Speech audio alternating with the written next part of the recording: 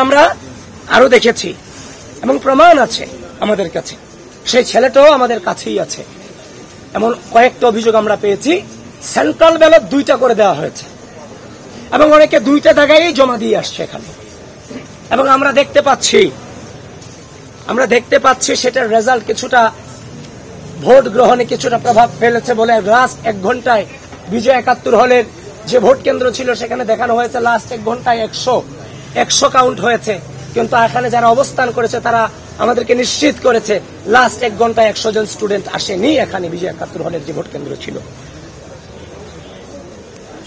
তারপর হচ্ছে যে আমরা এখনো পর্যন্ত বিশ্ববিদ্যালয় প্রশাসনের কাছে 12টা অভিযোগপত্র জমা দিয়েছি, লিখিত অভিযোগ আমরা জমা দিয়েছি। সবকিছু মিলিয়ে আমরা যে নির্বাচন আশা করেছিলাম যে আমরা কোনো প্রশ্ন রাখতে চাই না, আমরা সেই নির্বাচনের কাছ থেকে আমরা সেই শুরুতেই গণ-অভ্যুত্থান পরবর্তী যে গণতান্ত্রিক চেতনা, সেই চেতনাকে ব্যাহত করা হয়েছে। আপনি আশ্চর্য হবেন, সেই টিএসসিতে একজন ম্যাম, মুনামি ম্যাম, সহকারী প্রক্টর, তিনি আমাদের মেয়ে সূচনাকে পাঠ কক্ষ বিষয়ক সম্পাদক রোকেয়া হলের মুনামিকে বলেছে তোমার ছাত্রত্ব কিভাবে থাকে আমি তোমাকে দেখে দিব। ম্যাডামকে তো হিংস্র আচরণ করার প্রয়োজন ছিল না, এটা তো নির্বাচন।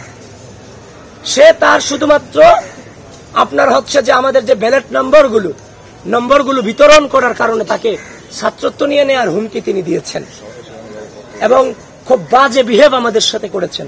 এবং তিনি রোকেয়া হলে যতবার আমি returning officer, chief returning officer থেকে শুরু করে প্রত্যেকের অনুমতি নিয়ে যতবার প্রবেশ করতে চেয়েছি, আমাকে বারবার তারা বাধাগ্রস্ত করেছেন। তো সবকিছু মিলিয়ে আমরা ধৈর্য ধারণ করেছি।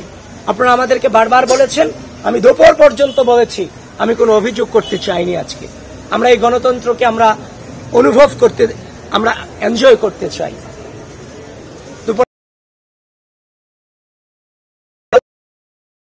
না, সুতরাং আমরা যখন দেখেছি ব্যালট 2 সেন্টারে ব্যালট নিয়ে কারচুপি হয়েছে, তার মানে ধরে নিতে পারছে এমন কারচুপির ঘটনা অনেক ঘটেছে।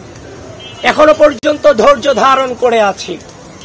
আমরা সুস্থ, স্বাভাবিক, নিরাপদ ক্যাম্পাস বিনির্মাণে প্রত্যয়ী, কিন্তু স্পষ্টভাবে জানিয়ে দিতে চাই, যদি একইভাবে ভোট গণনাতে ম্যানিপুলেট করার বিন্দু পরিমাণ চেষ্টা করা হয় এবং যারা বাংলাদেশের স্বাধীনতা, সার্বভৌমত্বকে বিশ্বাস করেন না, যারা এই ক্যাম্পাসের সাধারণ শিক্ষার্থীদের মত প্রকাশের স্বাধীনতাতে বিশ্বাস করেন না, যারা এই ক্যাম্পাসের সাধারণ শিক্ষার্থীদের মানবাধিকারে পূর্ব বিশ্বাস করেননি, এখনো করেন না, তারা যদি ভোট গণনার ম্যানিপুলেটের মধ্য দিয়ে যদি নির্বাচনী ফলাফলকে ব্যাহত করার বিন্দু পরিমাণ চেষ্টা করে, ঢাকা বিশ্ববিদ্যালয়ের সাধারণ শিক্ষার্থীরা সম্মিলিতভাবে তাদেরকে প্রতিরোধ করবে ইনশাআল্লাহ।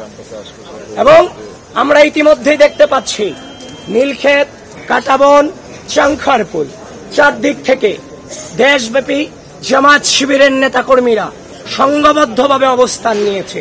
ঢাকা বিশ্ববিদ্যালয় প্রশাসন এবং রাষ্ট্রীয় প্রশাসন, নির্বাচন কমিশন, আমি আপনাদের সকলের প্রতি আহ্বান জানাচ্ছি, খুব দ্রুত এই ধরনের সন্ত্রাসী অবস্থান থেকে আমাদের ক্যাম্পাসের এরিয়াকে, ক্যাম্পাসের আশপাশ এরিয়াকে আপনারা মুক্ত করুন। এই ধরনের যোদ্ধাংদেহী অবস্থান কোনোভাবেই আমরা গণ-অভ্যুত্থান পরবর্তী সময়ে আশা করিনি এবং সেটা রাখিওনি। সুতরাং আশা রাখছি আপনারা সেই ব্যবস্থাগুলো আপনারা নেবেন। আর এখন যেহেতু ভোট গণনা চলছে, আপনারা আপনাদের জায়গা থেকে সজাগ দৃষ্টি রাখুন, আমরাও আমাদের জায়গা থেকে সজাগ দৃষ্টি রাখার চেষ্টা করছি। তবে বিশ্বাস করেন, এই নির্বাচন সুষ্ঠু, নিরপেক্ষ এবং গ্রহণযোগ্যভাবে যদি সত্যিকার অর্থে প্রতিফলিত হয়, তাহলে মনে রাখবেন বাংলাদেশ পন্থীদের ভূমিধস বিজয় অবশ্যম্ভাবী ইনশাআল্লাহ।